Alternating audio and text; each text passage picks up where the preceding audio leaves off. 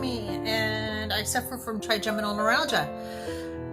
I have tried to do this for this video since Sunday, and one thing or another keeps happening. So the video camera that I use is my cell phone, and for a while my videos weren't attaching to my Google Photos. So sorry, my eye has been goopy all morning. Hey, I just wanted to jump in here really quick and let you guys know I forgot to add in that I would like for you to go over and check out Fathering Autism. They are not just a father with fathering autism, it's a whole entire family. It's a mother, a father, grandmother, friends, a whole community. The son is an absolute dream, just a dream. He's absolutely wonderful how he deals with his sister. They have a 14-year-old that has autism, and they also support their community. They support the homeless. They do fundraisers so they're able to buy supplies for the homeless. So please go and check them out. They're an absolutely amazing family. I will be having, by the end of this month, I will have 100 hats that I'm going to send to them through their P.O. box so they can hand out to the homeless as well. So that's all I need to say at the moment. So I love you guys. Talk to you later, and back to the regular programming. Peace out. So I've been having to transfer my videos over to my photos and then onto my computer so I can add pictures to it. I don't do a lot of editing. I just add the pictures and whatever to it. But anyway, that being said, this is my third take on this stupid video. Now I don't even remember what I wanted to talk about. Part of it was my trigeminal neuralgia. Part of it was my PTSD and some of the things that I deal with on a day-to-day basis when both of them are colliding. And when both of them collide, it's not fun. This morning I had to go have a swallowing test because I'm having problems with acid reflux. And I shouldn't be having that problem because I had a stomach surgery to correct that problem last year. And during the test, the doctor that was doing the test stopped the test, and she's like, yeah, we can't go any further. I'm like, yeah, we shouldn't, because anything that I swallowed at that point was like up here. And it was like, I can't swallow anymore because there's so much fluid in here. So it was very evident at that time that I was really having a hard time with acid reflux because it was going into my stomach and then coming right back up into my throat. Can anybody stop this merry-go-round that I'm on of absolute hell? It hasn't been very much fun, and I'm tired. I want to get off this train. I swear to God, somebody out there has a voodoo doll and they are sticking it with every messed up pin that they can find to stick it in. And so I'm having, as you all know, I have the trigeminal neuralgia. I also live with occipital neuralgia,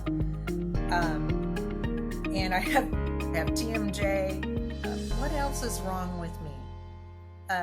I'm farsighted. I've turned gray. I turned 50. What else? I have stomach issues. I have acid reflux from absolute HE double hockey sticks. As a matter of fact, as I'm laying on the table for her to do this swallow test, they start you standing up and they have you swallow this bicarb. I call it bicarbonate, but it feels like you have like an Alka-Seltzer in your mouth, and you have to swallow it really quickly before it all bubbles up in your mouth and you have all this gas in your mouth. Well, it's super hard to get that to go down. And so as I'm swallowing this, it's kind of going up into the back of my nose. So my sinuses are burning like crazy still from that. And as a matter of fact, it's still kind of running. But so I got that down, and that all got into my stomach. And then they tell you, don't burp. I'm like, excuse me? You don't want me to burp after I have all this gas in my stomach? She says, no, hold it down as well as you can so we can get a really good picture of your stomach. I'm like, okay. So we do that, and then she has me swallow this stuff called barium, and it's really white and contrasty. So you swallow a big cup of that. And so she has you put as much as you can in your mouth, and you hold it there, and then you're holding it in this hand, and she says, okay, swallow. So I swallowed what was in my mouth, but it took me like 2 or 3 times to swallow to get it to go down into my stomach.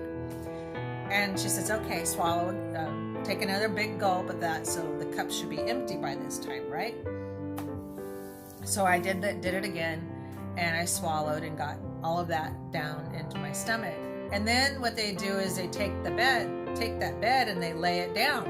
And then they have you lay on 1 or 2 of your sides, and I was on my right side, I think. And you have to position your hips so you're like laying a super funky way, like you're laying on your side with your shoulder back, but this hip forward. I don't sleep like this. I mean, I think it's so you're laid back, so because the camera's right here. So you have to pull this shoulder back so the camera's right here, but you tilt your hip forward. I'm trying to understand this. Anyway, so they got the pictures of that. Well, she had me lay on my back. And as soon as I laid on my back, it was like all this fluid was back up into my mouth. And she's like, whoa. She says, lay on your other side. So I laid on my other side with my shoulder back and my hip tipped.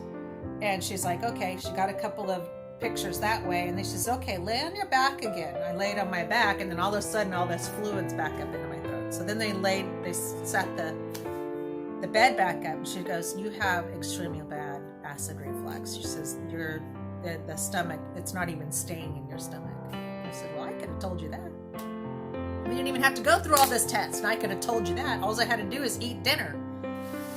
So that will all go back to my gastroenterologist, who thinks I'm crazy, by the way, because how could this be happening? Because we just fixed your stomach a year ago, right? Anyway, so I wasn't allowed to have any coffee, so I got to come home and have coffee. Really, the cup's not that big. It's about the size of my head. So my cup of coffee is about the size of a pot of coffee. Don't laugh at me. Y'all know you do the same thing. So, yeah. So I failed that test miserably, but hopefully we'll get that fixed. And I'm thinking that all the medicine that I'm on, all the nerve depressants that I'm on, may be having an issue with my stomach. I'm hoping that that's it. And when I come off all these meds in the next couple of months, that maybe that will, it'll go back to where that's fixed. I'm hoping. Maybe think that way. I don't want to have another surgery. He's going to want to do another surgery if, I don't want another surgery. Please, I'm so tired of surgeries. But anyway, that being said, that's back here. Let's go back to reality here. Back to the PTSD and the, my trigeminal neuralgia. What I'm dealing with lately is the see, I have a hard time saying this. I have to think of it as compartmentalizing. I compartmentalize things, and this has been going on since I was a very young child, and I was molested. And I have learned, this is my my normality. This is what I do. This is a learned thing that I did at a very young age. And when I say very young, I mean 4 or 5 years old, very young age. How to put things in small compartments in my brain.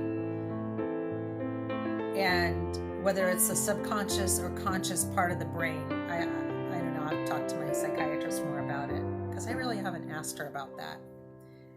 So what I've learned how to do, and what I feel as though what people learn how to do if you start getting abused as a very young child, is you learn how to put things in boxes. This is what I did. I can remember doing this.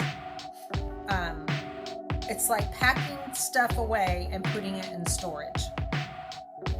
And I remember, well, those are bad memories. Those memories hurt me so badly, and nobody wanted to deal with it for me or deal with it with me. So I remember packing those memories away in boxes and putting the lid on. And every time something happened, I would just open the lid and put that in that box. And whenever that box got full, just set it aside and made another box and put those memories in that box. And every time something hurt me to where I couldn't handle it, I would just stuff things in a box. Well, eventually, there's not enough room for any more boxes.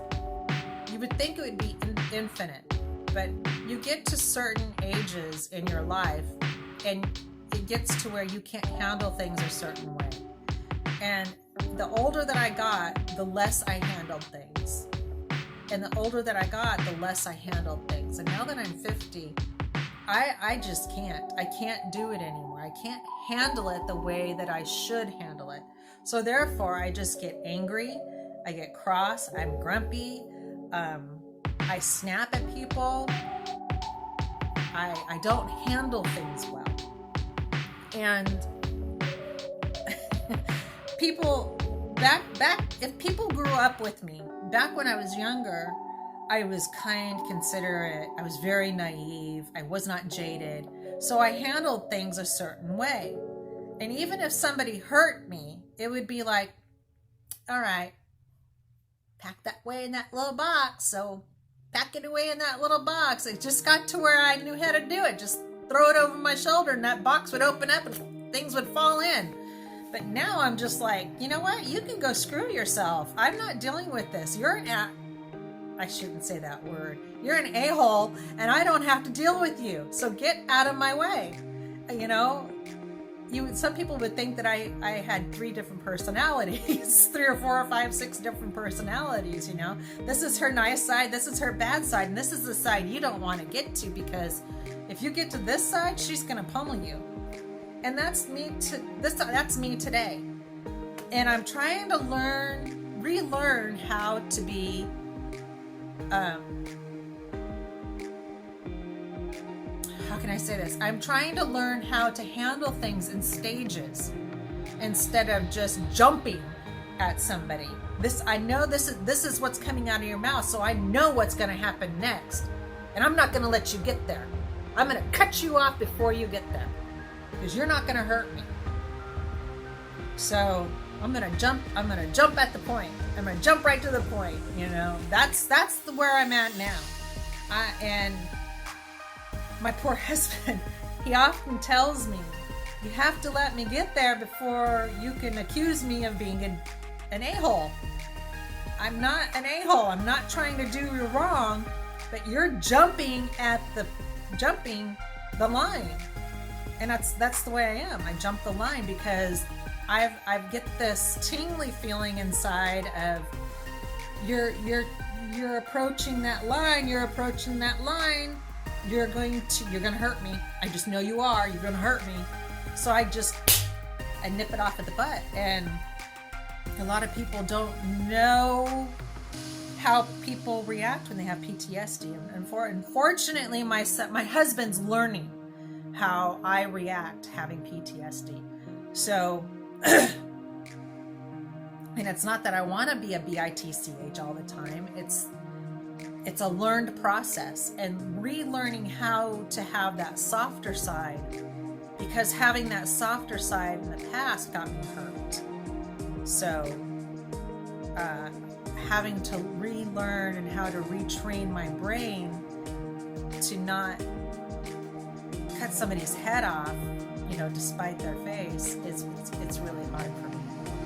I don't want to get hurt anymore. Being hurt means it's painful, and I can't put any more boxes in here. I don't have any more space to put in here. So fortunately, I have a very, very loving and caring husband. I've also told you that I've been reading this book.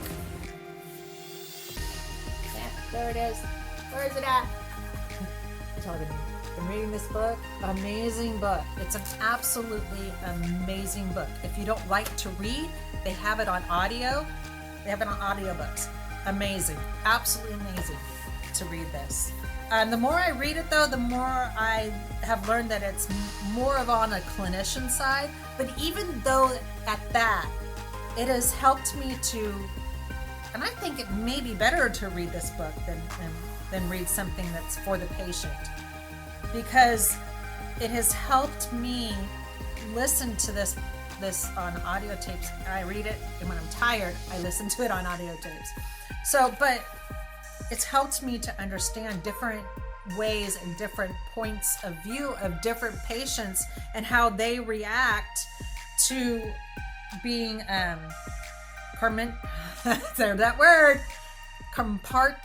compartmentalizing issues, because that's kind of what I do. So reading this book has really, really helped me with that, and learning how to understand the different types of trauma that people have gone through, and different types of trauma that I have gone through, because I haven't just gone through one trauma. I've been through many, many, many different types of trauma, which is trauma. I had the child abuse trauma. I had neglect trauma. I had mental abuse trauma. I had physical abuse trauma, marital abuse trauma, marital mental abuse, marital physical abuse traumas.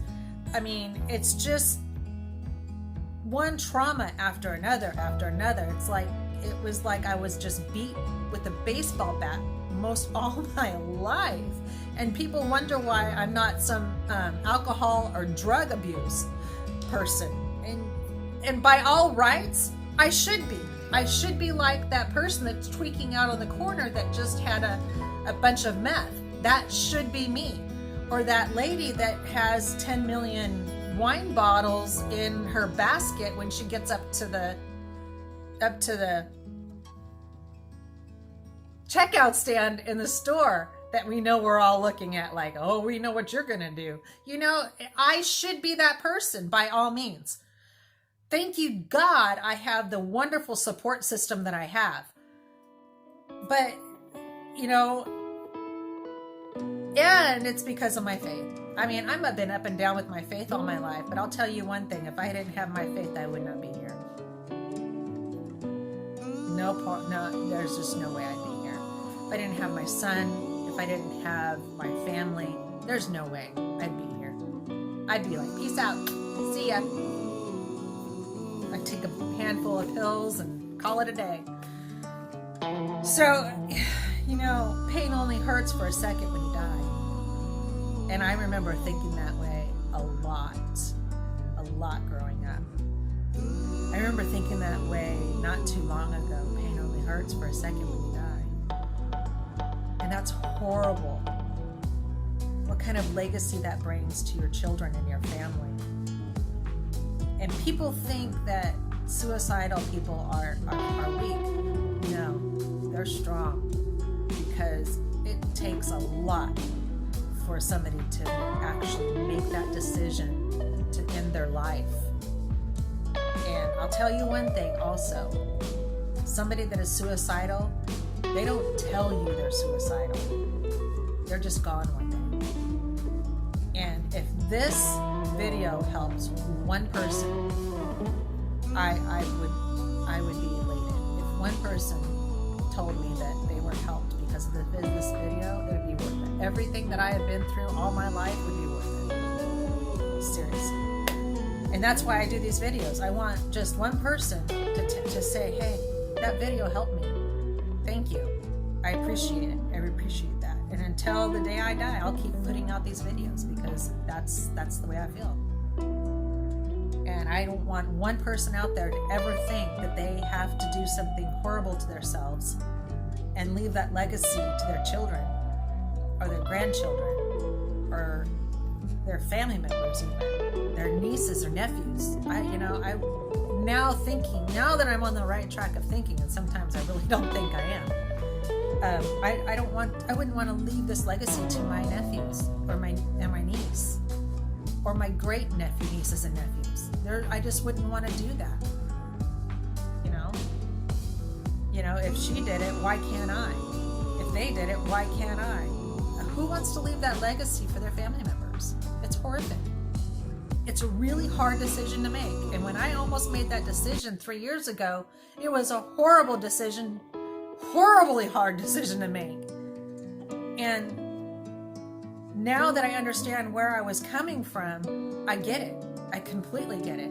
And now I understand that when I hear about somebody committing suicide, it's not that I feel sorry for their family. I feel sorry for that person because they had to go through all that crap to make that decision. They really did.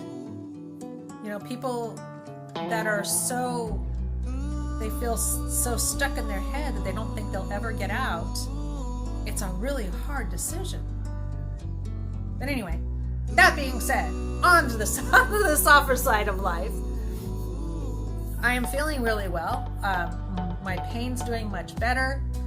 Other than failing my test today, I got an F. I don't think I've ever gotten an F. I failed. It's the first time I failed. Anyway, that being said, I will talk to you more about all that when I get more information. I will let you. I still am having that procedure on the 8th of October where they stick the long needle into my trigeminal neuralgia. So they put the cortisone shot in there to see if they can get that nerve to calm down and so I can come off these billions of meds. So that's all I got. I love you guys. I hope you have a fantastic week. I will be here tomorrow.